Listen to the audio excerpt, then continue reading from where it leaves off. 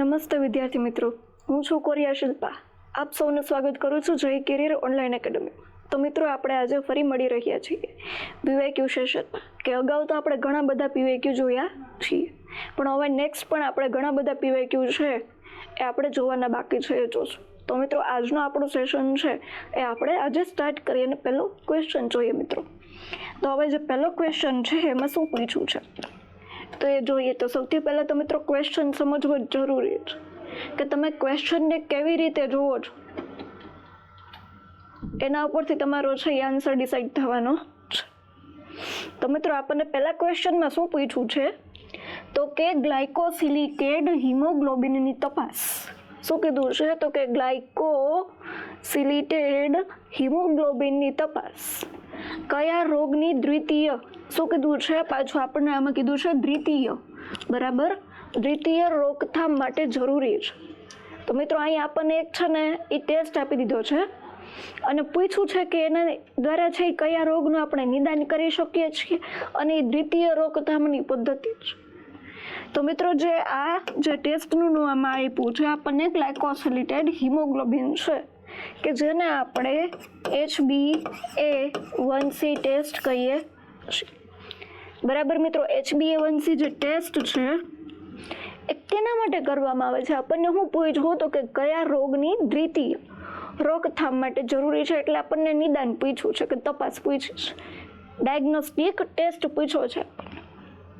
તો મિત્રો, હવે આપણે અહીંયા 4 ઓપ્શન જોઈએ, બરાબર, એક વખત પછી આપણે 1 બાય 1 જોઈએ. તો મિત્રો, પહેલો ઓપ્શન છે તો કે પાંડુ રોગ, બીજો ઓપ્શન છે તો કે રૂમેટિક ફીવર, ત્રીજો ઓપ્શન છે ડાયાબિટીસ મેલિટસ અને ચોથો ઓપ્શન છે મિત્રો લોહીનું ઊંચું દબાણ. તો જે મિત્રો આ જે HbA1c ટેસ્ટ છે મિત્રો એ ડાયાબિટીસ માટે કરવામાં આવે છે.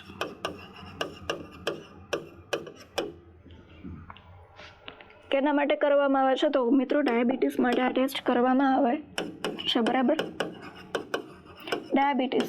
હવે મિત્રો, જે ડાયાબિટીસને ચેક કરવા માટેના એને તપાસ કરવા માટેના જે ટેસ્ટ થાય છે, એક છે RBS જેને કહીએ રેન્ડમ બ્લડ શુગર, પછી એક છે FBS કે જેને આપણે કહીએ છીએ ફાસ્ટિંગ બ્લડ શુગર, અને બીજું છે PPBS કે પોસ્ટ પરન્ડિયલ બ્લડ શુગર. મિત્રો, આ શું છે તો કે રેન્ડમ બ્લડ શુગર. આના મિત્રો તમને ફૂલ ફોર્મ પૂછાય છે અને વેલ્યુ પણ પૂછાય છે મિત્રો, તો તમારે ખાસ યાદ રાખવાનું છે. તો કે રેન્ડમ બ્લડ શુગર, પછી FBS એટલે શું થાય તો કે ફાસ્ટિંગ, બરાબર, બ્લડ શુગર, પછી પોસ્ટ પરન્ડિયલ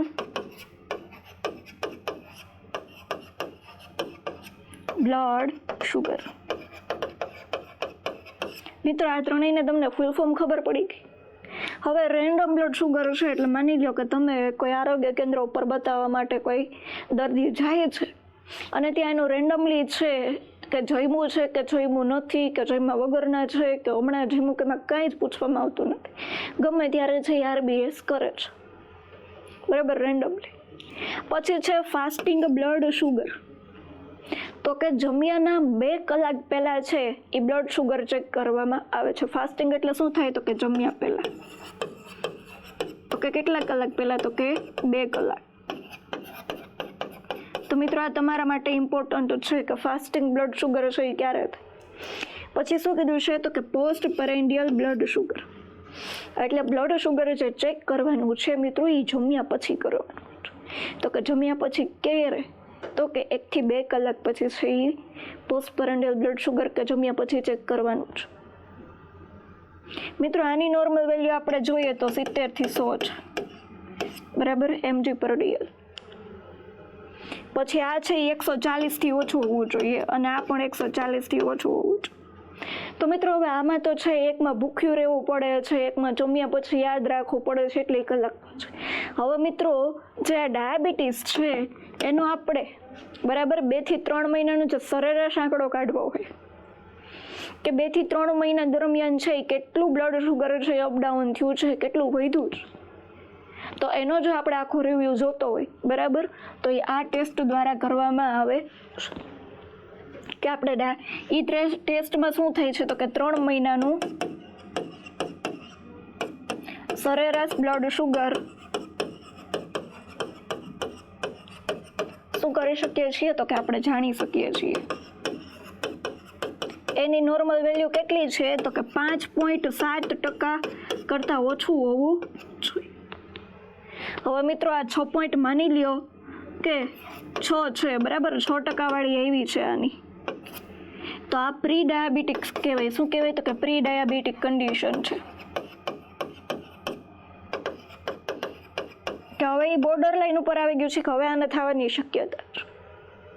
અને મિત્રો જો આની વેલ્યુ છે બરાબર 6.5 કરતાં વધારે આવે છે તો એ આપણે શું કન્ફર્મ કરીએ છીએ તો કે ડાયાબિટીસ છે. બરાબર મિત્રો, તો આ તમારે યાદ રાખવાનું છે, તમારા માટે મોસ્ટ ઇમ્પોર્ટન્ટ છે. હવે અત્યારે આપણને હવે રીતે આમ ટેસ્ટનું નામ આપી દીધું બરાબર. હવે આવનારી એક્ઝામમાં છે તમને એમ પણ પૂછે કે ડાયાબિટીસ માટે જે 3 મહિનાનું છેલ્લા 3 મહિનાનું સરેરાશ સુગર જે જાણવું છે આપણે એના માટે કયો ટેસ્ટ કરવામાં આવે. અહીંયા આપણને જે HbA1c છે બરાબર એનું આખું આ ફૂલ ફોર્મ આપી દીધું છે. હવે તમને આવી રીતે કદાચ આમ શોર્ટમાં કહી દઈએ કે આ ટેસ્ટ છે બરાબર કે આ 3 મહિનાવાળો જે રિપોર્ટ છે જે આપણે કરાવીએ એના દ્વારા શું આપણે જાણી શકીએ છીએ એવી રીતે પણ પૂછ. પછી એને ક્યાંક ને ક્યાંક તમને આ વેલ્યુ પણ પૂછી લે કે હવે HbA1c રિપોર્ટ કરાવ્યો ને એમાં 6.5 સરેરાશ ટકાવાળી આવે છે તો એને ડાયાબિટીસ છે કે નથી કે શું છે, આપણને નોર્મલ વસ્તુ પણ ખબર હોવી જોઈએ મિત્રો. તો મિત્રો આજે આપણને ક્વેશ્ચન પૂછ્યો તો કે દ્વિતીય રોકથામ માટે, તો હવે આ ટેસ્ટ ઉપરથી છે આપણે એ શું કરી શકીએ છીએ તો કે ડાયાબિટીસનું નિદાન પણ થાય,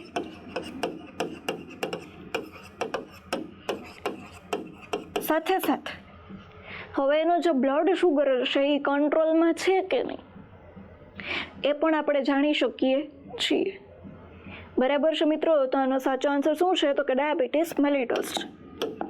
હવે જે પાંડુ રોગ છે કે જેને આપણે એનિમિયા કહીએ છીએ ને જેમાં લોહ તત્વની ઉણપ જોવા મળે, તો મિત્રો એમાં સીરમ આયર્ન અને સીરમ ફેરેટિનનો રિપોર્ટ કરાવવામાં આવે છે કે જેથી આપણને પાંડુ રોગ વિશે ખબર પડે. અને બેઝિક કે જે આપણે નોર્મલ રૂટીનમાં જે બ્લડ રિપોર્ટ કરાવીએ છીએ જેમાં હિમોગ્લોબિન આવી જાય એટલે વાત પૂરી. પછી રૂમેટિક ફીવર મિત્રો, આની પહેલાંનું જે લેક્ચર છે એમાં રૂમેટિક ફીવર વિશે છે આપણે ચર્ચા કરેલી છે, રૂમેટિક હાર્ટ ડિઝીઝ પણ જોયેલું છે. તો મિત્રો આગળનો જે સેશન છે જો જોવાનો બાકી હોય તો તમે જોઈ લેજો. અને આજનો જે આપણો સેશન છે એને લાઈક કરી દો દરેક વિદ્યાર્થી મિત્રો અને તમારા ફ્રેન્ડ સર્કલ સુધી એને પહોંચાડી દો. તો મિત્રો જે રૂમેટિક ફીવર છે બરાબર એ કેના કારણે થઈ છે તો કે ગ્રુપ એ બીટા હિમોલાઇટિક સ્ટ્રેપ્ટોકોકસ બરાબર જે બેક્ટેરિયા છે એના દ્વારા રૂમેટિક ફીવર થાય છે. એમાં છે એ શરીરના જેટલા પણ સાંધા છે બરાબર મોટા ભાગના એમાં સોજા આવી જાય છે. તો હવે શરીરમાં છે બરાબર સોજો આવી જાય, સોજો અથવા તો ઇન્ફ્લામેશન એ ચેક કરવું હોય ને તો એના માટે કયા રિપોર્ટ કરાવવામાં મિત્રો તો કે ESR આવે છે અને CRP બરાબર. CPR નથી હોય, ધ્યાન રાખજો, CPR નથી એ CRP છે. શું થાય તો કે કો રિએક્ટિવ પ્રોટીન. શું થાય? કો રિએક્ટિવ પ્રોટીન. અને આ શું છે તો કે એરિથ્રોસાઇટ, સેડિમેન્ટેશન રેટ. મિત્રો હવે તમને આવનારી એક્ઝામમાં એવો ક્વેશ્ચન પૂછાય કે કયા એવા લેબ રિપોર્ટ વડે આપણે શરીરમાં કોઈ પણ જગ્યાએ સોજો આવ્યો હોય અથવા તો ઇન્ફ્લામેશન થયું હોય તો એને આપણે જાણી શકીએ. તો મિત્રો કયો ટેસ્ટ છે તો કે ESR છે અને એક CRP છે, કો રિએક્ટિવ પ્રોટીન. તો મિત્રો આ બે ટેસ્ટના નામ છે તમારે યાદ રાખવાના છે. અને કદાચ તમને આવનારી એક્ઝામમાં ફૂલ ફોર્મ એ પૂછી કે ESRનું ફૂલ ફોર્મ શું છે તો કે એરિથ્રોસાઇટ સેડિમેન્ટેશન રેટ, કે જેમાં જે આપણા લાલ રક્તકણ છે એ નીચેની સાઈડ છે એ કષનળીમાં આપણે જ્યારે એનો ટેસ્ટ કરીએ બરાબર ત્યારે એ નીચેની સાઈડ છે એને ઠારવામાં આવે છે અને એ નીચેની સાઈડ છે એ બેસી જાય છે તો એના સેગમેન્ટેશન એનું ગાર્ડન થયું છે ત્યારે. તો મિત્રો એ તમારે યાદ રાખવાનું. અને પછી ચોથો ઓપ્શન આપણને શું કીધું તો કે લોહીનું ઊંચું દબાણ. તો એના માટે તો આપણે શું કરવું પડે, લોહીનું ઊંચું દબાણ હવે ચેક કરવું છે તો એના માટે આપણે બીપી છે એ મેજર કરાવવું પડે. એના માટે બીજું કોઈ ટેસ્ટ છે તો મિત્રો આ જે છે એ તમારે યાદ રાખવાનું છે. તો જોઈએ હવે આપણો બીજો ક્વેશ્ચન શું કીધું છે તો કે ખાલી જગ્યા એ મેદસ્વીતાનું કારણ નથી. શું કીધું છે મેદસ્વીતા એટલે કે ઓબેસિટી એટલે કે વજન એનો વધારે હોય. બરાબર, મેદસ્વીતા જે સ્થૂળતા છે એ ઓબેસિટી છે. તેમાં મિત્રો એક વસ્તુ ચેક કરવામાં આવે છે તો કે BMI શું થાય. BMI એટલે તો કે બોડી માસ ઇન્ડેક્સ નોર્મલ કેટલું હોય તો કે 18 થી લઈને 24 સુધી એ નોર્મલ BMI કહેવાય. બોડી માસ ઇન્ડેક્સ કેટલો હોય તો કે 18 થી લઈ અને 24 છે એ નોર્મલ. હવે જે વ્યક્તિમાં 18 થી ઓછો છે તો એમાં શું હશે તો કે કુપોષણ, અને જે વ્યક્તિને 24 થી વધારે છે એટલે કે 25 થી વધારે છે બરાબર, એને શું એનો જે BMI છે એ 25 થી વધારે હોય એને શું કહેવાય તો કે મેદસ્વીતા કહેવાય. તો મિત્રો આ પણ યાદ રાખવાનું છે BMI એટલે શું થાય. આ તમારા માટે ઇમ્પોર્ટન્ટ છે બરાબર. BMI બોડી માસ ઇન્ડેક્સ કે વજન ને ઊંચાઈ ઉપરથી છે એ આપણે આ નક્કી કરીએ છીએ. તો મિત્રો તમને નોર્મલ BMI કેટલો છે તો કે 18 થી 24, ઓછો તો કુપોષણ અને વધી ગયું તો મેદસ્વીતા. તો હવે આપણને શું પૂછ્યું તો કે મેદસ્વીતાનું કારણ નથી. મેદસ્વીતા સ્થૂળતા કે પછી વધારે પ્રમાણમાં વજન તો એ કેના કારણે થાય તો કે જે વ્યક્તિ બેઠાડું જીવન જીવતું હોય, પછી જે વ્યક્તિ છે એ કોઈ પણ જાતની કસરત ન કરતું હોય, પછી તો કે ભૂસાવાળું અનાજ ન ખાતું હોય. ભૂસાવાળું એટલે કે રેસાવાળું અનાજ. જે વ્યક્તિ રેસાવાળું છે એ ખોરાક લેતું હોય એનું વજન છે એ કંટ્રોલમાં રહે. પછી તો કે જે વ્યક્તિ છે બરાબર ભોજન છે એ વધારે પ્રમાણમાં લેતું હોય એનું આખો દિવસ છે એ મોઢું ચાલુ છે અને એ પાછો હેલ્ધી ખોરાક ન લે, કેવો લે તો કે જંક ફૂડવાળી વસ્તુ લેશે. તો એના કારણે છે એ મેદસ્વીતા જોવા મળે છે. તો આપણને હું પૂછ્યું તો કે આમાં મેદસ્વીતાનું કારણ નથી, તો આપણે આમાં કારણ નથી એ ગોતવાનું છે. આપણે અત્યાર સુધી છે ને એ ગોતતા હતા પણ હવે કયું કારણ નથી. હવે એવા ક્વેશ્ચન પૂછવાનું આમાં આવે છે. તો મિત્રો બે ભોજન વચ્ચે જમવું બરાબર, માની લ્યો કે સવારે નાસ્તો કર્યો હોય 10 વાગે ને 12 વાગે જમવાનું હોય તો પછી વળી 11 વાગે તો કે મારે દાબેલી ખાવી, પછી કે વડાપાવ ખાવું, મેગી કરીને ખાઈ. તો બે જે ભોજન છે એની વચ્ચે જે અંતર હોવું જોઈએ એની વચ્ચે અંતર ન રાખે ને એમાં પણ ખા કરે તો એના કારણે ઓબ્વિયસલી છે વજન તો વધવાનું જ છે. તો આ તો એના કારણમાં આવે છે. પછી કે ભૂસાવાળું અનાજ, તો ભૂસાવાળું અનાજ જો વ્યક્તિ ખાય તો એના કારણે એનું વજન છે એ વધે ને ઉલટાનું ઘટે. તો આપણને અહીંયા શું કીધું છે તો કે મેદસ્વીતાનું કારણ નથી બરાબર. તો આ તો કારણ છે કે ભૂસાવાળું અનાજ ન ખાય. પછી ત્રીજું છે તો કે બેઠાડું જીવન, તો કે જે વ્યક્તિ કંઈ કામ ન કરે, કંઈ વ્યાયામ ન કરે, ઘરનું કામ ન કરે, એને નોકરાણીઓ કામ કરવા આવતી હોય, વાસણ ધોવાવાળી વાસણ ધોઈ જાય, કપડાં ધોવાવાળી કપડાં ધોઈ જાય, પાછા તો કૂકી રાખેલા હોય, તો એ આખો દી તો કે ઘરમાં બેઠા બેઠા મોબાઈલ જોવા, તો એ એક બેઠાડું જીવન છે કે જેના કારણે મેદસ્વીતા જોવા મળે છે. પણ જે વ્યક્તિને હતાશા કે ચિંતા કે મનોવૈજ્ઞાનિક કાર્યો છે બરાબર, કોઈ મનોવૈજ્ઞાનિક પ્રોબ્લેમ હોય, માનસિક રોગ હોય, હતાશા હોય, ચિંતા હોય, એના કારણે છે એ વ્યક્તિમાં મેદસ્વીતા જોવા મળે નહીં. એ લોકો છે માનસિક બીમારીવાળા વ્યક્તિ હોય ને એ સરખી રીતે જમે જ નહીં, અને એમાં જો ઉન્માદ જેવું રોગ હોય તો એ ક્યાંય છે એ પગ વાળીને બેસે નહીં, તો એમાં તો એ જોવા મળવાનું જ નથી. તો આ આનું કારણ નથી મેદસ્વીતાનું. બાકી જે આ ત્રણે છે એ એના કારણો છે મિત્રો. તો હવે આપણે નેક્સ્ટ ક્વેશ્ચન જોઈએ.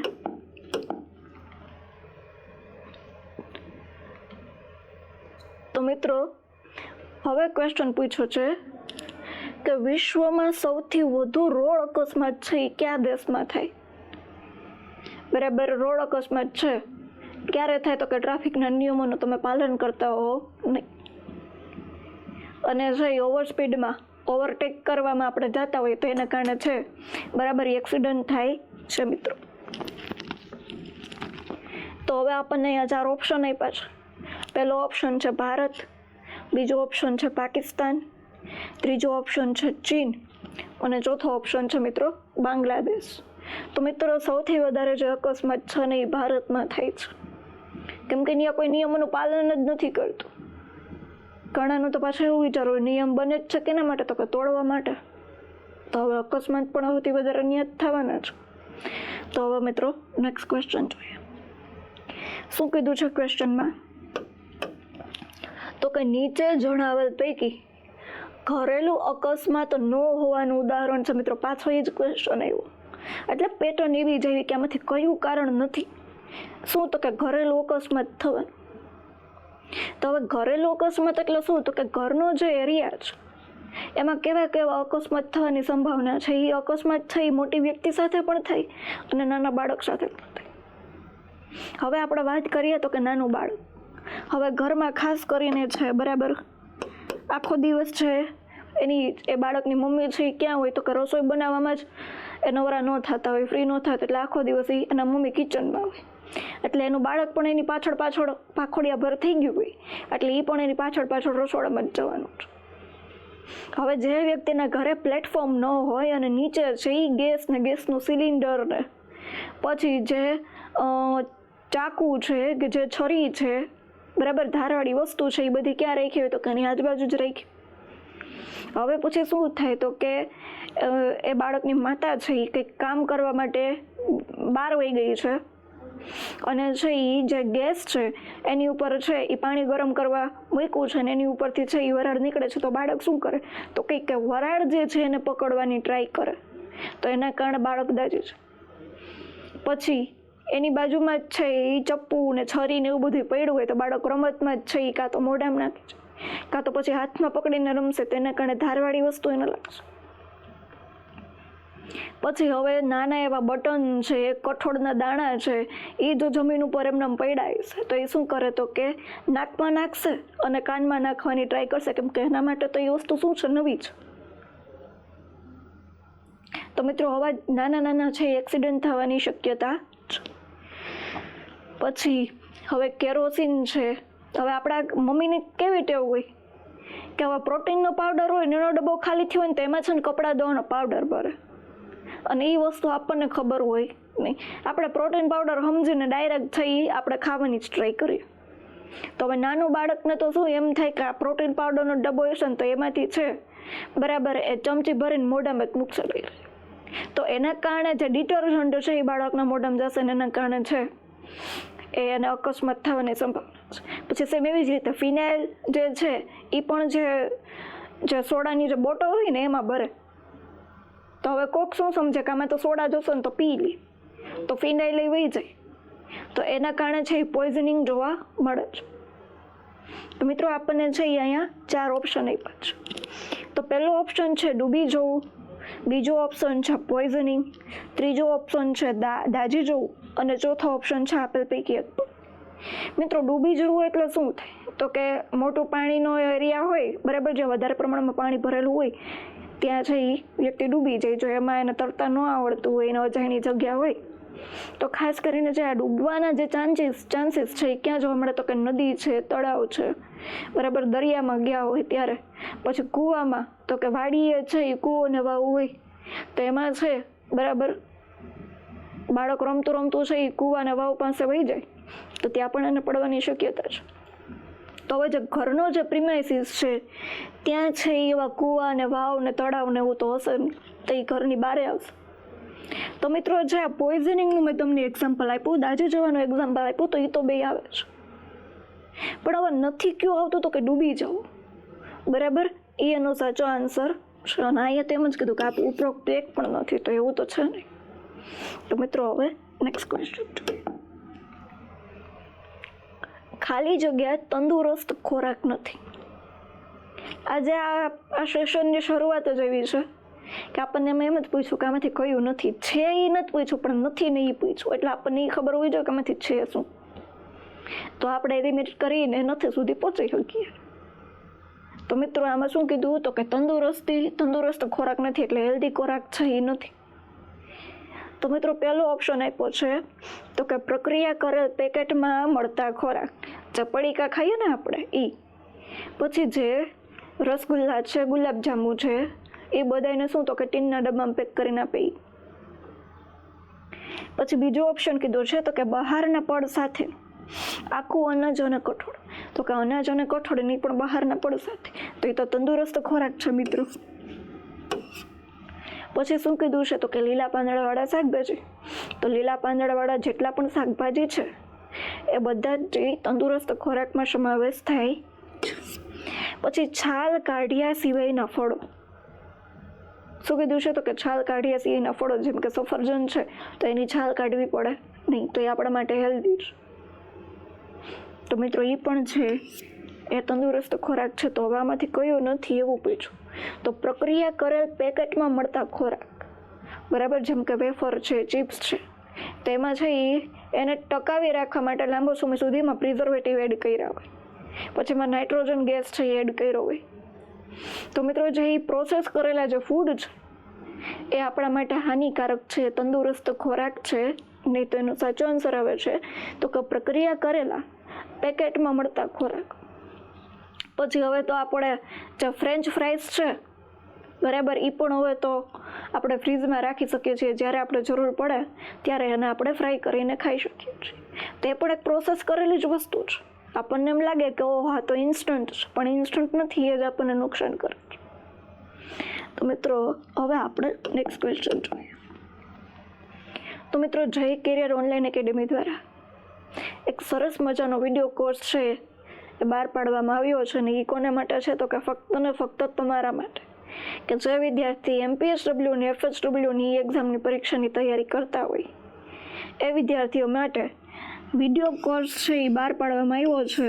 અને જો તમારે 6 મંથનો કોર્સ લેવો હોય તો એ માત્ર 699 રૂપિયામાં છે, અને 3 મંથ માટે આ કોર્સ પરચેસ કરવો હોય તો એ માત્ર 499 રૂપિયામાં છે. અને મિત્રો વહેલા તે પહેલાંના ધોરણે, કેમ કે આ ઓફર છે એ થોડા ટાઈમ માટે જ મર્યાદિત છે. તો મિત્રો આ જે જય કરિયર ઓનલાઈન એપ્લિકેશન છે એ પ્લે સ્ટોર ઉપર અવેલેબલ છે. તો એમાંથી તમે ડેમો લેક્ચર પણ જોઈ શકો છો. અને જો તમારે વધારે માહિતી જોતી હોય ને પૂછપરછ કરવી હોય તો અહીંયા છે એ નંબર આપેલા છે, કોન્ટેક્ટ નંબર, એની ઉપર તમે છે એ માહિતી મેળવી શકો છો. તો મિત્રો વહેલા તે પહેલાંના ધોરણે આ કોર્સ ખરીદી લો, કે જેથી કરીને જે આવનારી જે એક્ઝામ છે ને એ તમે ક્રેક કરી લો ને સરસ મજાની એક ગવર્મેન્ટ જોબ મેળવી લો. મિત્રો આ તમારા માટે ગોલ્ડન ઓપોર્ચ્યુનિટી છે. આવી તક છે એ તમને હવે મળશે નહીં. તો મિત્રો આ તક જે મળી છે એને ઝડપી લો. તો મિત્રો હવે આપણે આપણા જે ક્વેશ્ચન છે એની તરફ આગળ વધીએ. શું કીધું છે આપણને, ક્વેશ્ચન શું છે એ પહેલાં વાંચીએ. તો કે રૂમેટિક ફીવરના જોન્સ ક્રાઇટેરિયાના. મિત્રો હજી હમણાં પહેલાં કે બીજા જ ક્વેશ્ચનમાં આપણે આની થોડીક ચર્ચા કરી રૂમેટિક ફીવરની. પાછો એનો ક્વેશ્ચન આવી ગયો. આગળના સેશનમાં છે એ રૂમેટિક હાર્ટ ડિઝીઝ વિશે આપણે જોયું હતું.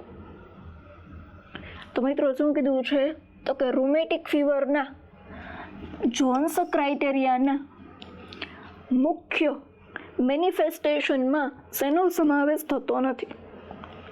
મિત્રો અહીંયા સિમ્પલ તમને હું સમજાવું કે જે રૂમેટિક ફીવર છે ને એના મેઇન છે ને એ 2 તબક્કા પાડી. એક એના મુખ્ય લક્ષણ આવે અને એક એના સામાન્ય લક્ષણ આવે.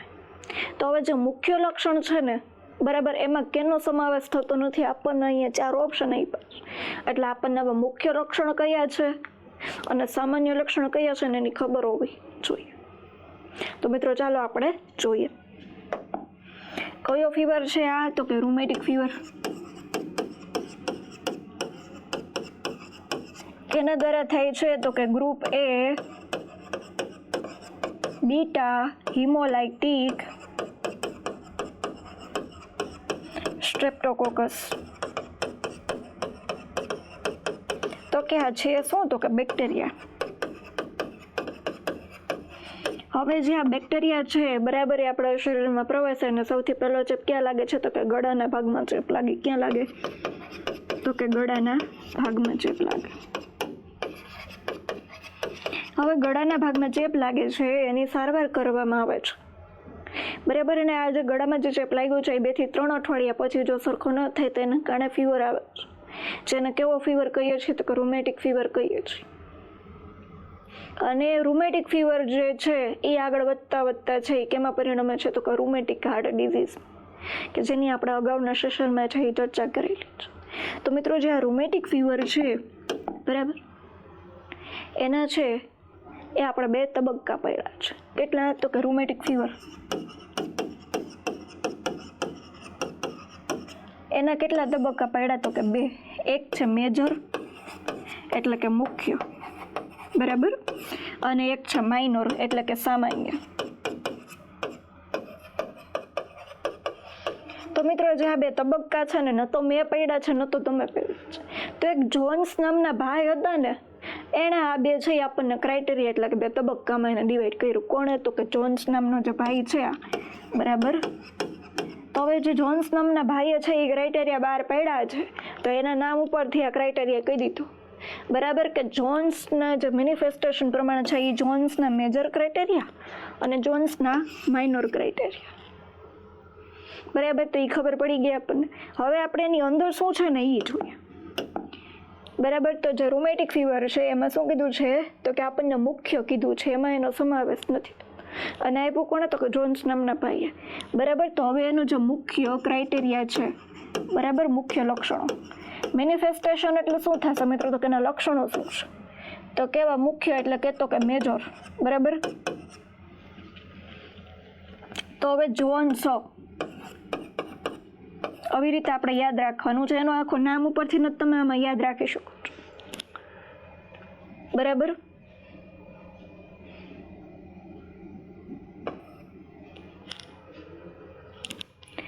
તો મિત્રો જે આ જે છે બરાબર એના ઉપરથી શું યાદ રાખવાનું છે? તો કે જે એટલે આ જે ર્યુમેટિક ફીવર છે એ ખાસ કરીને કોને અસર કરે છે?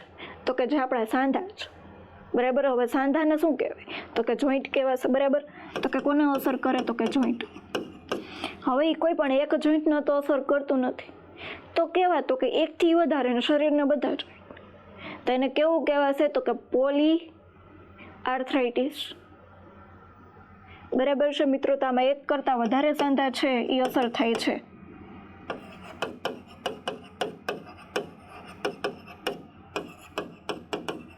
બરાબર. આ પહેલો થઈ ગયો બરાબર, કે એક કરતાં છે જેને આપણે પોલી આર્થરાઇટિસ પણ કહેવાય છે. પછી જે ઓ છે ને ત્યાં તમારે જે સી છે ને ત્યાં તમારે શું યાદ રાખવાનું છે? હાર્ટને યાદ રાખવાનું છે, હૃદય બરાબર. આ શું છે? તો કે હાર્ટ છે બરાબર. તો છે એના કારણે શું જોવા મળે છે?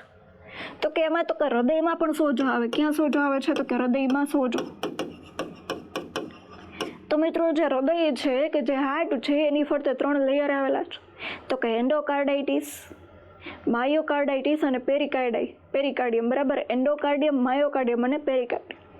હવે આ 3 લેયરમાં છે એ સોજો આવે છે અને ઇન્ફેક્શન લાગે છે એને શું કહેવાય? તો કે એન્ડોકાર્ડાઇટિસ અંદરના લેયર. પછી માયોકાર્ડિયમ છે એમાં જો સોજો આવે તો એને શું કહેવાય? માયોકાર્ડાઇટિસ.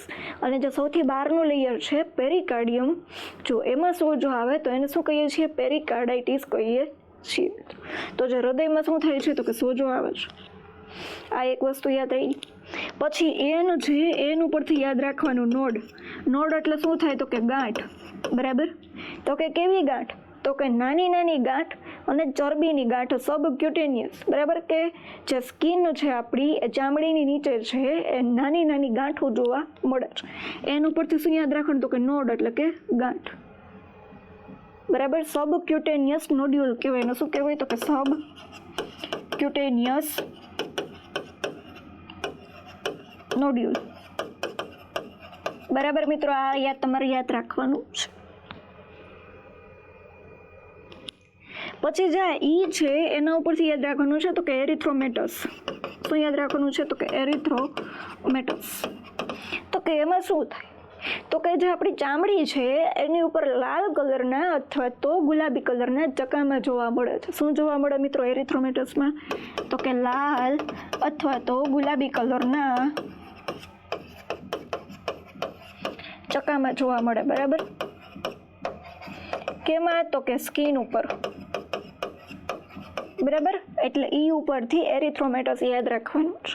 અને હવે પછી જે એસ વધ્યું છે એના ઉપરથી યાદ રાખવાનું છે સિન્ડેમન કોરિયા બરાબર.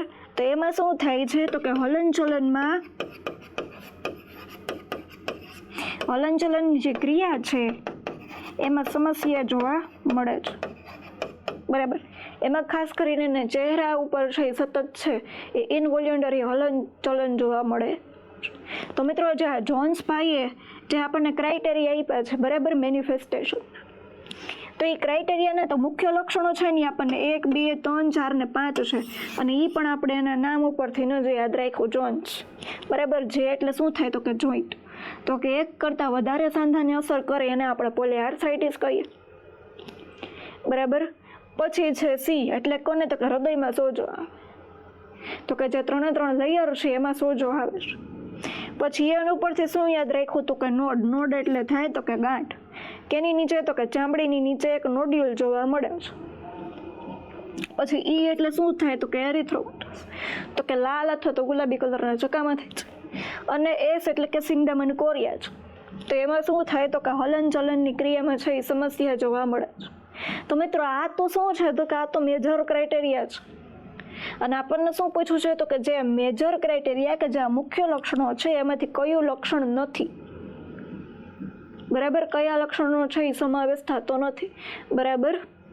તો હવે પેલું આપ્યું છે તો કે હાર્ડમાં કાર્ડાઇટિસ, બરાબર, તો કે જે હૃદય છે એમાં સોજો આવી જાય છે, તો આ તો ઓપ્શન સાચો છે. પછી બીજું કીધું છે તો કે પોલીઆર્થરાઇટિસ, તો આવી રહ્યું અહીંયા છે તો કે જોઈન્ટમાં એક કરતાં વધારે સાંધા જોવા મળે છે, તો શું કીધું છે તો કે પોલીઆર્થરાઇટિસ. પછી શું કીધું છે તો કે ચામડીની નીચે ગાંઠ જોવા મળે, તો આ રહ્યું છે ને અહીંયા આપણે ચામડીની નીચે ગાંઠ, તો આ પણ એનું લક્ષણ છે. તો હવે જે આ ડી વધ્યું છે કે જે તાવ છે એ એનું મુખ્ય લક્ષણ નથી, એ એનું કેવું લક્ષણ છે તો કે માઇનોર લક્ષણ છે. તો જે આ તમને મેજર લક્ષણો કીધા ને એ તમને ખાસ ઇમ્પોર્ટન્ટ છે, અને એને કઈ રીતે યાદ રાખવું એ પણ મેં તમને ટ્રીક આપી દીધી છે. તો મિત્રો આવનારી જે એક્ઝામ છે એમાં જો તમને ક્વેશ્ચન પૂછાય તો તમે આમાં ક્યાંય છે એ માર્ક જાવો જોઈએ નહીં. તો હવે જેનો માઇનોર ક્રાઇટેરિયા છે ને એ એક વખત આપણે જોઈએ, કેવું તો કે એનું સામાન્ય અથવા તો, બરાબર, માઇનોર ક્રાઇટેરિયા. તો એમાં શું થાય તો કે ઊંચો તાવ આવે, બરાબર. પછી છે એ સાંધાનો દુખાવો થાય. મેજર ક્રાઇટેરિયામાં શું હતું મિત્રો તો કે સાંધા છે ને, બરાબર, એમાં સોજો આવે છે એટલે જકડાઈ જાય છે, જ્યારે આમાં શું થાય દુખાવો થાય. પછી માથાનો દુખાવો, બરાબર, નબળાઈ, એ બધું કેમાં આવે છે તો કે માઇનરમાં આવે. તો મિત્રો જે આ તાવ છે એ કેનું છે તો કે આ માઇનોર છે, બરાબર, આ માઇનોર ક્રાઇટેરિયાનું એક્ઝામ્પલ છે. હવે મિત્રો આપણે જે જોન્સ ક્રાઇટેરિયા છે, બરાબર, એમાં જે લક્ષણો જોયા, હવે એના ઉપરથી આપણે કઈ રીતે કહી શકીએ કે આને રૂમેટિક ફીવર જ છે. તો મિત્રો જોન્સ ભાઈએ એવું કીધું કે 2 માઇનોર લક્ષણો વત્તા 1 મેજર છે એ લક્ષણો હોવું જોઈએ, બરાબર. તો ને તો જ છે એ વ્યક્તિને રૂમેટિક ફીવર હોય ને એવું સાબિત કરે છે. અથવા તો શું કીધું એણે તો કે 2 મેજર, બરાબર, અને 1 માઇનર ક્રાઇટેરિયા હોવો જોઈએ. જો આ હશે તો એને રૂમેટિક ફીવર છે એ આપણે કહી શકીએ છીએ, એનો સમાવેશ છે એ આપણે કરીએ છીએ. હવે પછી મિત્રો આના નિદાનમાં શું કરવાનું થાય તો મિત્રો જે આપણે આનું કારણ જોયું કેના દ્વારા થાય તો કે ગ્રુપ એ બીટા હિમોલાઇટિક સ્ટ્રેપ્ટોકોકસ નામના બેક્ટેરિયા દ્વારા. તો હવે આપણે એને ગોતવા છે, તો એના માટે એક ટેસ્ટ કરવામાં આવે છે ASO ટાઇટર. શું આવે તો કે ASO ટાઇટર કહેવાય. પછી બીજો ટેસ્ટ કયો કરવામાં આવે છે તો કે રૂટીન જે આપણે CBC, બરાબર, જે બ્લડ ટેસ્ટ કરીએ એ તો કરાવવાનો જ, કેમ કે એમાં શું થાય તો કે WBC નો જે સંખ્યા છે વ્હાઇટ બ્લડ સેલ એ શું થાય તો કે વધી જાય. પછી હવે આમાં સોજો જોવા મળે છે, તો જો કોઈ પણ વ્યક્તિમાં છે એ શરીરમાં સોજો અથવા તો ઇન્ફ્લેમેશન જોવા મળે તો શું કરવામાં આવે,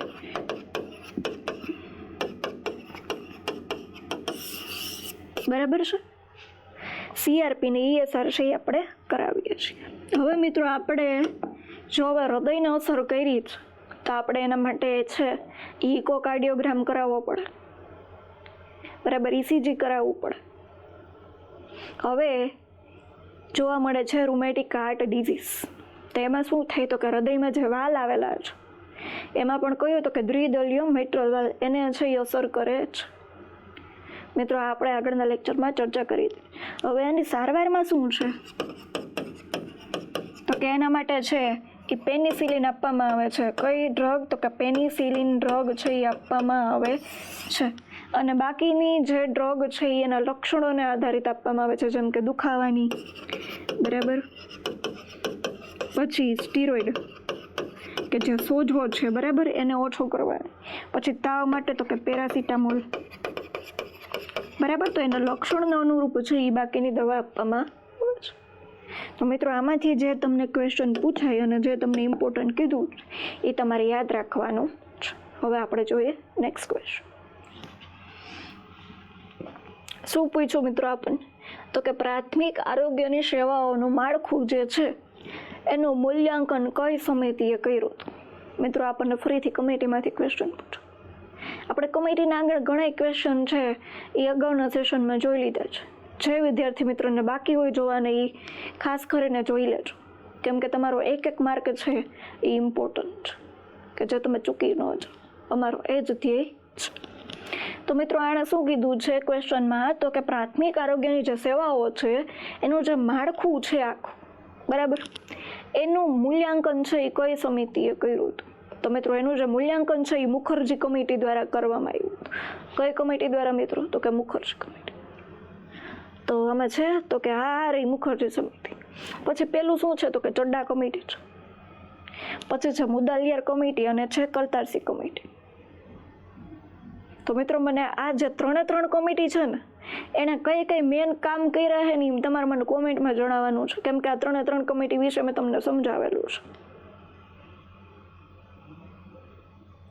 પછી એવી કઈ કમિટી છે કે જેણે એવું કીધું છે કે વિલેજ હેલ્થ ગાઈડ છે એ કમિટી એ છે એની ભલામણ કઈ રીતે, એનું પણ મને કમેન્ટ સેક્શનમાં જણાવો. કે આ કરતારસી કમિટીએ શું કીધું હતું તો કે મલેરિયાનું સર્વેલન્સ કરવાનું છે ને ફેમિલી પ્લાનિંગનું પણ કામ કરવાનું છે.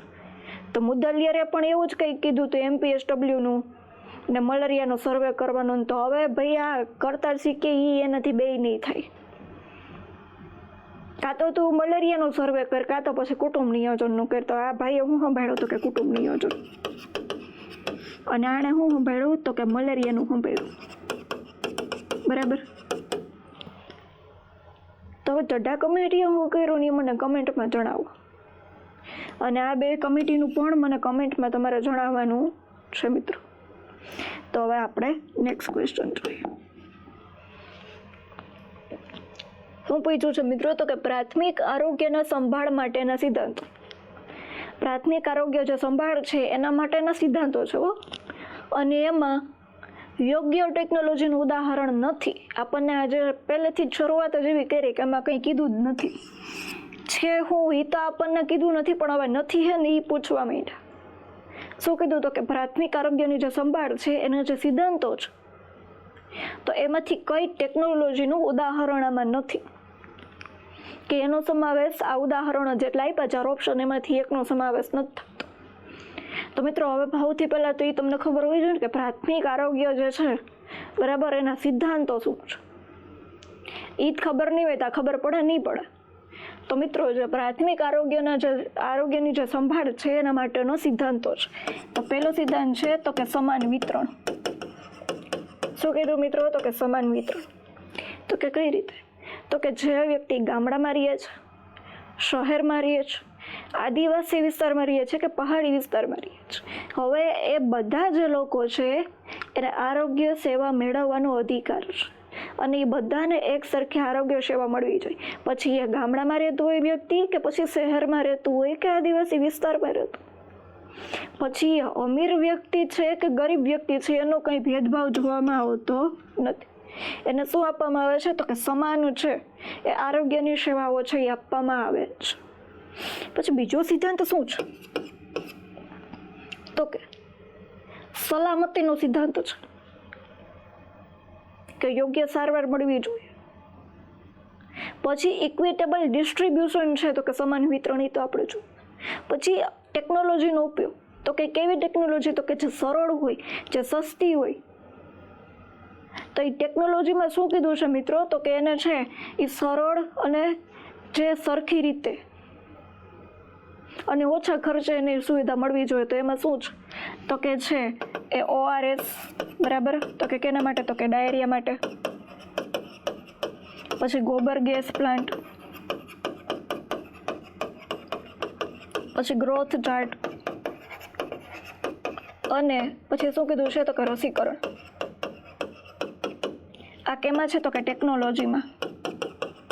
જે આધુનિક ટેકનોલોજી છે એને વિકસાવવામાં આવી છે અને એ છે એ આપણને ઓછા ખર્ચે અને સરળ રીતે મળવી જોઈએ.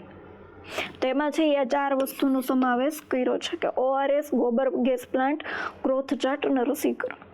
અને મિત્રો આપણને હું પૂછું તો કે પ્રાથમિક આરોગ્ય સંભાળ માટેના જે સિદ્ધાંતો છે અને એમાં જે યોગ્ય અને આધુનિક ટેકનોલોજી છે એમાંથી છે એ નીચેના પૈકી કઈ ઉદાહરણ નથી.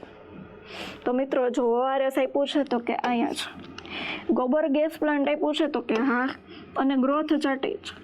તો મિત્રો આમાંથી નથી શું, તો કે જે લોપેરામાઇડ જે છે કે જે ઝાડા માટે જે ટેબ્લેટ આપવામાં આવે છે એ નથી, અને એના બદલે શું હોવું જોઈએ, તો કે રસીકરણ હોવું જોઈએ. તો મિત્રો આમાંથી કયું એક્ઝામ્પલ નથી, તો કે લોપેરામાઇડ જે છે એ આમાં સમાવેશ થતો નથી. પછી મિત્રો એણે એવું પણ કીધું પ્રાઇમરી જે સિદ્ધાંત છે એમાં, તો કે કોમ્પ્રિહેન્સિવ કેર આપવાની. કેવી, તો કે કોમ્પ્રિહેન્સિવ.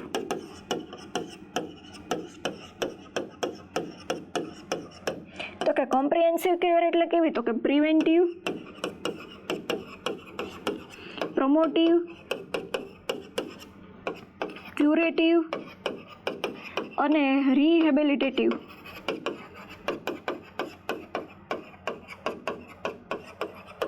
કે આરોગ્યને છે બરાબર આપણે તંદુરસ્ત રાખવાનું છે એટલે આપણે એને પ્રમોટ કરીએ છીએ. હવે કોઈ રોગ થઈ ગયો છે તો એને હવે આપણે આગળ વધવા નથી દેવું, એને સારવાર આપવી છે અને એને તંદુરસ્ત કરવો છે તો ક્યુરેટિવ કેર આપવી. અને કોઈ રોગને છે એ થતાં પહેલાં જ અટકાવીએ છીએ તો એને આપણે પ્રિવેન્ટિવ કેર કહીએ. અને વ્યક્તિને રોગ થઈ ગયો છે અને એને રોગ પહેલાંની સ્થિતિમાં પુનઃસ્થાપિત કરીએ તો એને રિહેબિલિટેટિવ પણ કહીએ છીએ. તો આ બધી જ પ્રકારની કેર છે એ દરેક વ્યક્તિને મળવી જોઈએ એવું છે એ પ્રાથમિક આરોગ્ય સંભાળનો સિદ્ધાંત છે મિત્રો. તો આવી રીતે તમને સિદ્ધાંતમાંથી પણ ક્વેશ્ચન પૂછે તો એના માટે બેઝિક છે તો તમને ખ્યાલ હોવો જોઈએ ને. તો મિત્રો આપણે નેક્સ્ટ ક્વેશ્ચન જોઈએ. શું કીધું છે તો કે હાથનો જે અંગૂઠો છે કે કર્મ અસ્થિ કે જેને આપણે મેટાકાર્પલ કહીએ, કાર્પલ મેટાકાર્પલ, બરાબર, અને જે કાંડાનું જે ટ્રેપેઝિયમ જે હાડકું છે એના વચ્ચે કયો સાંધો બને મિત્રો? જે આપણો આ મેટાકાર્પલ છે અને જે અંગૂઠો છે બરાબર એની વચ્ચે કયો સાંધો બને એનું પૂછ્યું છે. તો મિત્રો અહીંયા 4 ઓપ્શન આપ્યા છે. તો કે વિસર્પી સાંધો, પછી સ્પુવક સાંધો, પછી છે પીવોટ સાંધો અને ચોથું છે તો કે પર્યાયણ સાંધો. તો મિત્રો જે અંગૂઠો હાથ અને જે મેટાકાર્પલ બોન આવેલું છે એના વચ્ચે પર્યાયણ સાંધો છે. મિત્રો આ શુદ્ધ ગુજરાતી પૂછાવ, આની બદલે તમને સેડલ જોઈન્ટ આપી દે. શું આપી દે? તો કે સેડલ જોઈન્ટ. તો મિત્રો આ સેડલ જોઈન્ટની ખાસિયત શું છે તો કે એ 2 દિશામાં હલનચલન કરે છે. તો કે આગળ અને પાછળ, રાઈટ અને લેફ્ટ, તો આ 2 દિશાથી. તો એ 2 દિશામાં હલનચલન કરતો જે સાંધો છે એ શું છે તો કે સેડલ જોઈન્ટ. તો મિત્રો એનો સાચો આન્સર છે તો કે પર્યાયણ સાંધો. હવે મિત્રો બીજો એક અહીંયા સાંધો છે કે જે તમારા માટે ઇમ્પોર્ટન્ટ છે તો કે પીવોઇટ સાંધો, બરાબર. જે પીવોઇટ જોઈન્ટ છે એ કેની વચ્ચે જોવા મળે છે?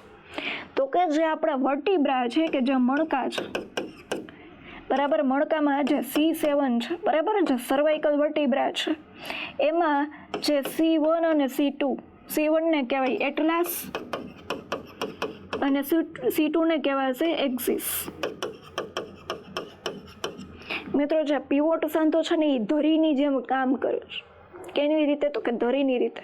તો કે જે આ એટલાસ અને જે એક્સિસ છે કે જે C1 અને જે C2 જે મણકો છે એ 2 વચ્ચે જે જોઈન્ટ જોવા મળે છે ને એને પીવોટ જોઈન્ટ કહેવાય. હવે એમાં શું થાય છે તો કે આપણું જે આખું આ માથું છે એ કેની ઉપર છે? બરાબર, તો કે આની ઉપર છે, આના ટેકા ઉપર છે, તો કે અહીંથી આપણી મણકા ચાલુ થઈ છે, બરાબર. તો જે સર્વાઇકલ વર્ટિબ્રા છે એમાં પહેલી વર્ટિબ્રા છે કે જેનું નામ એટલાસ છે અને બીજી વર્ટિબ્રા છે કે જેનું નામ એક્સિસ છે. તો હવે જે આ બે જે મણકા છે એની વચ્ચે જે જોઈન્ટ બને છે એને પિવોટ જોઈન્ટ કહીએ. તો કે કેમ? તો કે જે માથું છે ને હલનચલન માટે ઉપયોગ છે. જેમ કે આપણે ડોક આમથી આમ ફેરવીએ છીએ તો આ એક મુવમેન્ટ થાય ને પછી કોઈને આપણે હા પાડીએ અને પછી કોઈને આપણે ના પાડીએ છીએ, બરાબર. તો જે માથાનું જે હલનચલન છે, હાના મધ્ય જવાબ આપીએ છીએ એ કયા જોઈન્ટને આભારી છે મિત્રો? તો કે આ પિવોટ જોઈન્ટને આધારી છે. તો મિત્રો આ તમારે ખાસ યાદ રાખવાનું છે. હવે તમને આવનારી એક્ઝામમાં એવો ક્વેશ્ચન પૂછે કે જે સર્વાઇકલ વર્ટિબ્રા છે એમાં પહેલી વર્ટિબ્રાનું નામ શું છે અને એની વચ્ચે કયો જોઈન્ટ બને છે.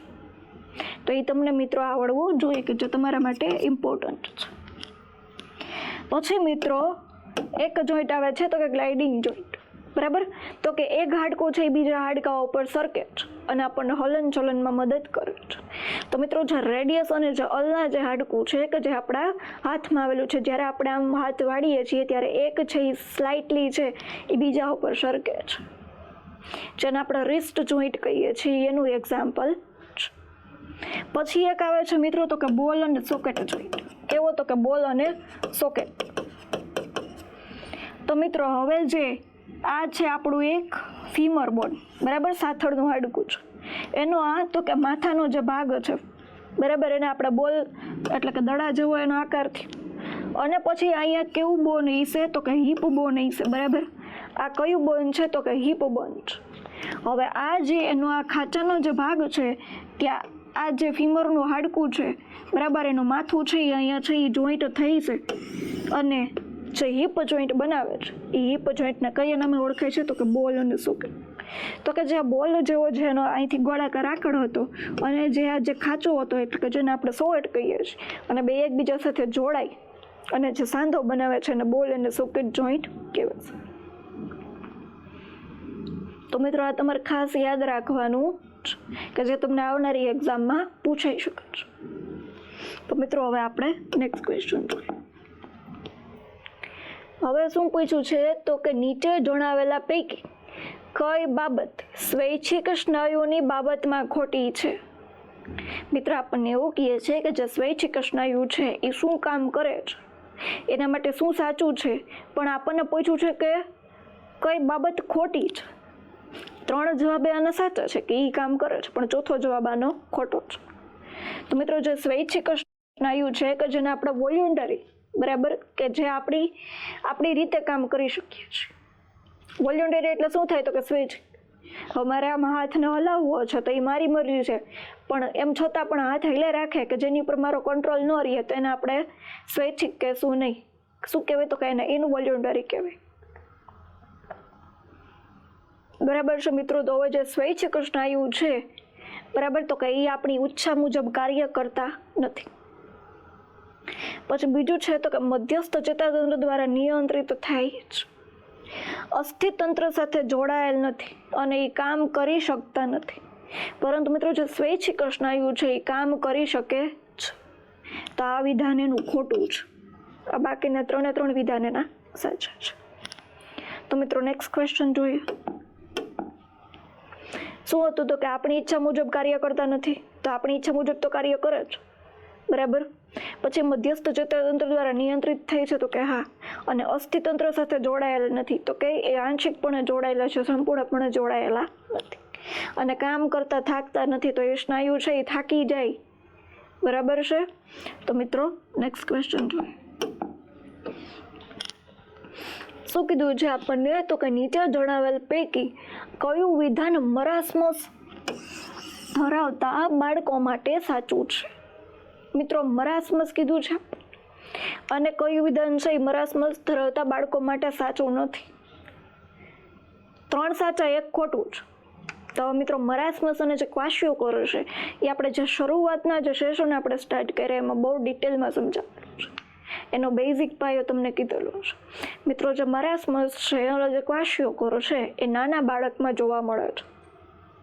તો હવે જે મરાસમસ છે એમાં કેની ઉણપ જોવા મળે છે? તો કે પ્રોટીન વત્તા ઉર્જાની ઉણપ જોવા મળે, બરાબર. જે આ મરાસમસ છે એ કેની ઉણપથી થાય છે? તો કે પ્રોટીન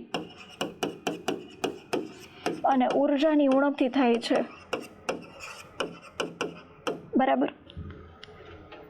જેના આપણે બીજા કયા નામે ઓળખી શકીએ છીએ તો કે પ્રોટીન, એનર્જી, માલ ન્યુટ્રિશન, જે તમને એનું ફૂલ ફોર્મ પૂછાય છે.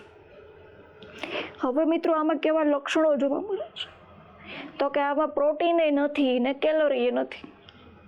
તો બાળક કેવું હોય છે તો કે સાવ મરેલું જોવા મળે. બરાબર, મરેલું એટલે આમ મરી ગયું ન હોય, બરાબર, પણ એનો દેખાવ છે એ આમ મરેલો થાકેલો જોવા મળે. હવે એના શરીરમાં આમ જીવ જ ના હોય ને એ બાળક હવે એવું થાય છે. ન તો એના શરીર ઉપર માંસ હોય, ન તો એના શરીર ઉપર ચરબી હોય, એને ભૂખ પણ ઓછી લાગે. તો એ બાળકનું મોઢું છે ને એકદમ સુકાઈ ગયું હોય. બરાબર, તો મંકી જેવું કે એના મોઢા ઉપર છે કરચલી પડી ગઈ હોય. બરાબર, તો તમને આમાંથી એક ક્વેશ્ચન એ પણ પૂછાય કે જે મરાસમસ છે એમાં બાળકનું મોઢું છે, બરાબર, એનો જે ચહેરો છે એ કેના જેવો જોવા મળે છે તો કે મંકી. બરાબર,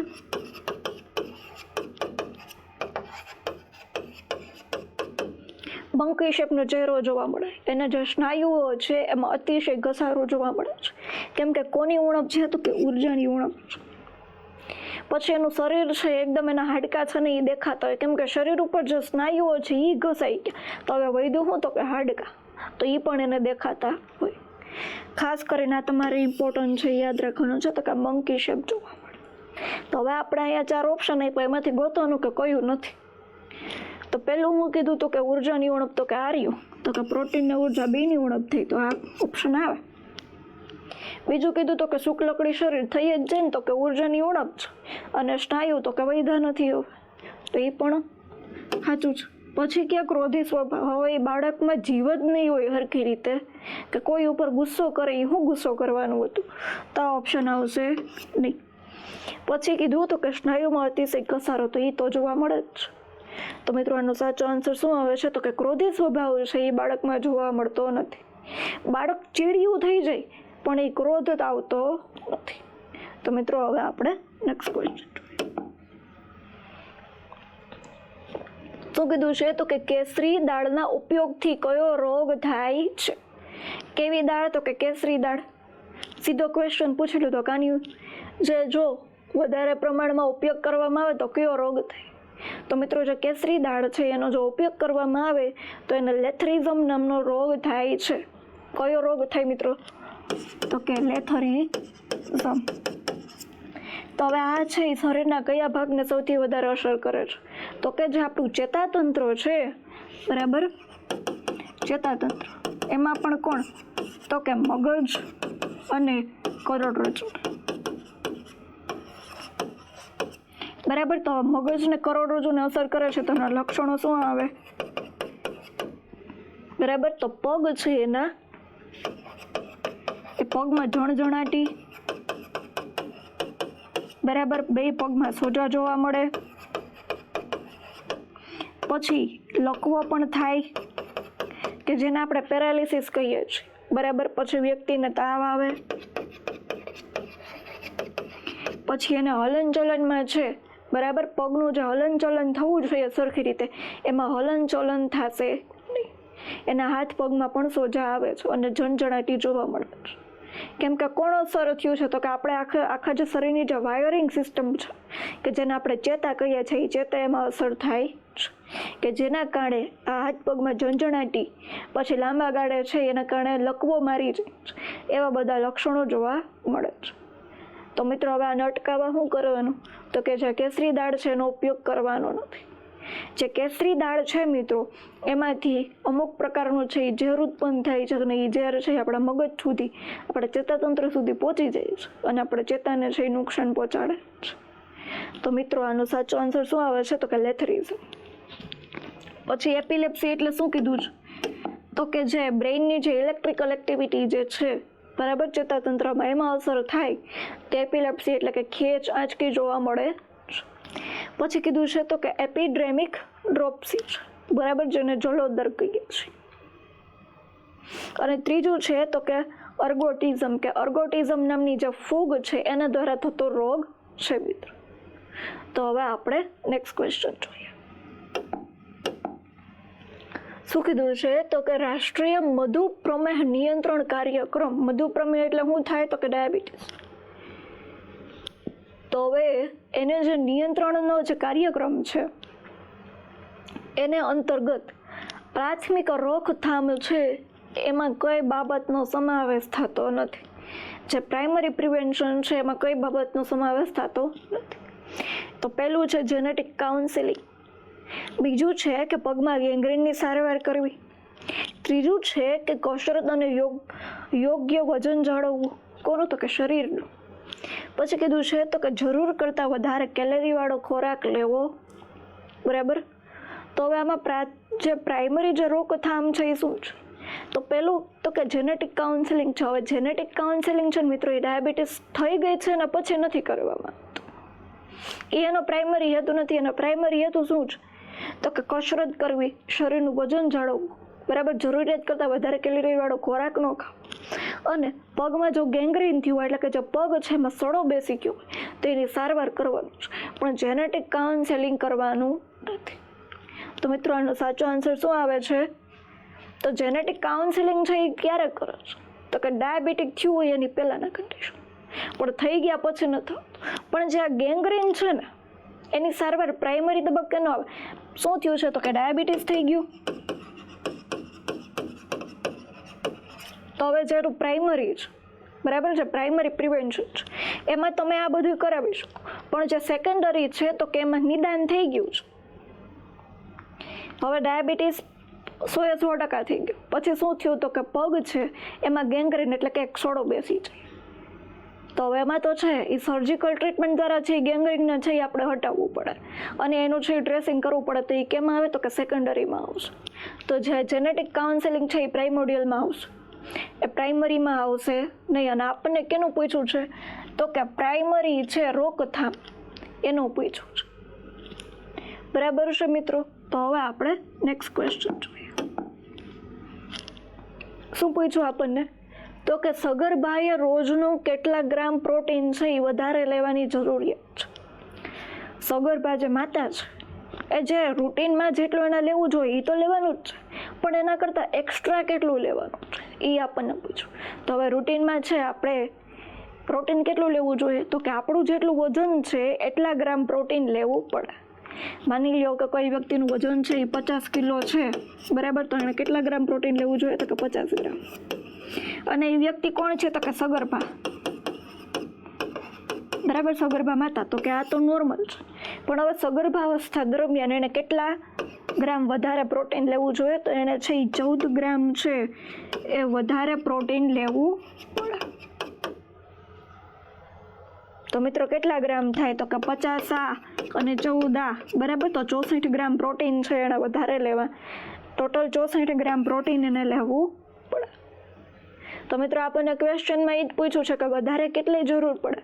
તો કે જે 14 ગ્રામ છે એ એક્સ્ટ્રા એને પ્રોટીન લેવું પડે. તો મિત્રો નેક્સ્ટ ક્વેશ્ચન જોઈએ.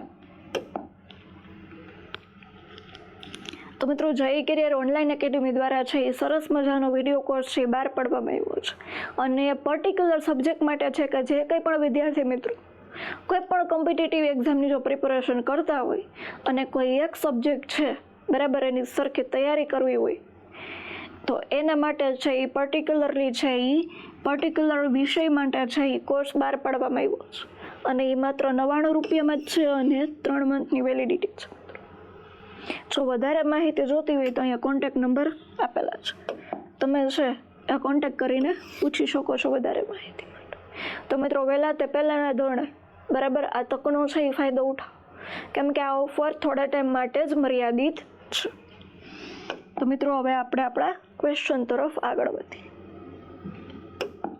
મિત્રો જે આપણનો આગળનો જે ક્વેશ્ચન હતો એમાં ખાલી આપણને પ્રોટીનનું પૂછ્યું, પણ હવે માતાને છે, બરાબર, એ કેટલી કેલરી એક્સ્ટ્રા લેવી જોઈએ ને એવો ક્વેશ્ચન પૂછે છે. તો મિત્રો મને કમેન્ટ સેક્શનમાં જણાવો કે કેટલા કેલોરી છે કે જે માતાએ એક્સ્ટ્રા લેવી જોઈએ. કોણે? તો કે સગર્ભા માતાએ. તો મને કમેન્ટમાં જણાવો. મિત્રો શું પૂછ્યું છે? તો કે અપગાર સ્કોરિંગમાં શેનો સમાવેશ થતો નથી? અપગાર સ્કોર પૂછ્યો છે અને એના આપણને 4 ઓપ્શન આપ્યા, અને એમાં કીધું કે એમાંથી કોનો સમાવેશ થતો નથી. તો મિત્રો અપગાર સ્કોર છે એની પણ આપણે ડિટેલમાં છે એ ચર્ચા કરેલી છે અગાઉના સેશન, તો એ સેશન છે એ આવશ્યક જોઈ લેજો. તો મિત્રો જે અપગાર સ્કોર છે એ કોણે આપ્યો છે? તો કે ડૉક્ટર વર્જિનિયા અપગાર દ્વારા આ સ્કોર આપવામાં આવ્યો છે. કેના માટે આપ્યો છે? મારા માટે કે તમારા માટે? તો કે કોઈ માટે નહીં. કેના માટે? તો કે નવજાત શિશુ જે છે બરાબર એની જે શારીરિક સ્થિતિ છે એનું અવલોકન કરવા માટેથી ડૉક્ટર વર્જિનિયા અપગાર દ્વારા છે એ અપગાર સ્કોર આપવામાં આવ્યો છે. તો મિત્રો અપગાર સ્કોરમાં કેનો સમાવેશ થાય છે એ તો આપણે બેઝિક જોઈ લઈએ ને, પછી ખબર પડે કે કોણ નથી આમાં. તો મિત્રો અપગારો કેટલી વસ્તુ છે? તો કે 5. તો કે એ એટલે શું થાય? તો કે અપિયરન્સ થાય. તો કે કોણનો? તો કે સ્કિનનો. બરાબર. પી એટલે શું થાય? કે પલ્સ. એટલે શું આવે? તો કે હૃદયના ધબકારા. પછી જી એટલે શું છે? તો કે ગ્રીમેસ.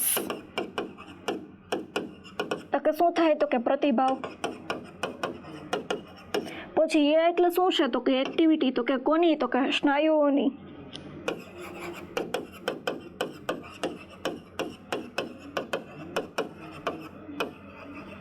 બરાબર. અને આર એટલે શું થાય? તો કે શ્વસન દર. બરાબર. શ્વસનનો જે પ્રયાસ છે એ. તો મિત્રો આ જે મુખ્ય 5 ઘટક છે એ અપગાર સ્કોરમાં સમાવેશ થાય છે. પણ હવે આપણને પૂછ્યું કે કયું નથી. તો હવે આપણે ઓપ્શન જોઈએ અને આની એરે ક્રોસ મેચ કરતા જાય. તો મિત્રો પહેલું આપ્યું છે હૃદયના ધબકારા. તો હા, તો આ ઓપ્શન સાચો છે. પછી આપ્યું છે તો કે શ્વસનનો પ્રયાસ. તો કે હા, એ પણ આમાં આવે છે. આ રહ્યું. તો આ ઓપ્શન પણ સાચો છે. પછી કે સ્નાયુનો ટોન. તો આ રહ્યું એક્ટિવિટી એટલે શું થાય? તો કે એમાં સ્નાયુનો ટોન જ ચેક કરવાનો છે. તો આ પણ આવે છે મિત્રો. પછી કીધું છે કે શરીરનું ઉષ્ણતામાન એટલે કે શરીરનું જે તાપમાન છે તો આમાં તો મિત્રો ક્યાંય તાપમાનનો ઉલ્લેખ આવ્યો નથી. તો હવે બાકી કોણ વધ્યું? તો કે શરીરનું ઉષ્ણતામાન. તો આ ઓપ્શન છે એ આવતો નથી. તો મિત્રો જે અપગાર સ્કોર છે એમાં કયા કયા ઘટકો આવે ને એની પણ તમને બેઝિક ખ્યાલ આવવો જોઈએ. તમને હવે આની બદલે છે બરાબર એ બીજો કોઈ ઓપ્શન આપી દે તો પણ તમને ખબર હોવી જોઈએ કે આ ઘટક તો આવે જ. મિત્રો આનો ટોટલ સ્કોર કેટલો છે? તો કે 10 છે. તો જે બાળક નોર્મલ હશે બરાબર એનો અપગાર સ્કોર કેટલાથી કેટલાની વચ્ચે હોવો જોઈએ? તો જે બાળકનો અપગાર સ્કોર 7 થી 10 ની વચ્ચે આવે છે એ બાળક તંદુરસ્ત છે. એનાથી ઓછો આવે છે તો એને સારવારની જરૂરિયાત છે. તો મિત્રો હવે આપણે નેક્સ્ટ ક્વેશ્ચન જોઈએ. શું કીધું છે? તો કે માતાના ધાવણમાં 100 ml દૂધમાં કેટલી કેલરી હોય? કેટલા ml દૂધમાં કીધું છે મિત્રો? માતાનું ધાવણ 100 ml છે તેમાં કેટલી કેલરી હોય મિત્રો? 70 કેલરી હશે. કેટલી હશે આ તમારે યાદ રાખવાનું. તો મિત્રો આપણને ઓપ્શન પણ આપ્યો છે 70 કેલરી. તો મિત્રો નેક્સ્ટ જોઈએ. નિયમિત વાળ ધોવામાં ન આવે તો હવે અહીંયા શું કીધું? તો કે જો આપણે સરખી રીતે નિયમિત વાળ ધોવા જોઈએ એ ન ધોઈએ તો કયો રોગ થતો નથી? રોગ થાય છે એ નથી પૂછ્યું, પણ કયો રોગ નથી થતો એ પૂછ્યું. ક્વેશ્ચન સમજો. જો આપણે વાળ ધોઈએ તો રોગ થાય નહીં, પણ હવે તો અહીંયા બધી વસ્તુ નથી કીધી કે એક તો વાળય નથી ધોવા અને એના દ્વારા કયો રોગય નથી થતો. એ તમને હવે પૂછ્યું તો આપણે ઓપ્શન જોઈએ 1 by 1. તો પેલો ઓપ્શન કીધો કે વાળમાં જવું પડે. હવે જે વ્યક્તિ લાંબો સમયથી માથું ન ધોવે બરાબર પરસેવા વાળું થાય તો એને જવું પડે? તો કે હા પડે. બરાબર. પછી શું કીધું? તો કે ખરજવાની ચામડીની ફલેકી પડવી. બરાબર. હવે ખરજવું થઈ જાય જો વ્યવસ્થિત છે એની સંભાળ રાખવામાં ન આવે તો. કોની? તો કે વાળની. પછી જે આ સ્કાલ્પનો જે ભાગ આવેલો છે બરાબર તો એમાં શું થાય? તો કે ફોડલીઓ થાય અને ફોડલીઓ છે એ ખરજવાની જેમ પછી ખરી પડે. તો આ એવું થાય બરાબર. પછી આને શું કીધું? તો કે કયો રોગ નથી થતો. તો આ તો 2 રોગ જ થયા કહેવાય ને એનામાં. પછી એ કે વાળ સફેદ થઈ જવા. અને ચોથું કીધું તો કે બોળો એટલે કે ડેન્ડ્રફ થઈ જવું. બરાબર. ખોળો થઈ જાય. તો આ પણ થાય. પણ હવે જો વાળ હરખી રીતે ધોવામાં ન આવે તો એના કારણે વાળ સફેદ ન થાય. જો શેમ્પૂ છે કેમિકલ વાળું જો શેમ્પૂ છે સાબુ છે જો એ વાપરવામાં આવે તો વાળ સફેદ થાય છે.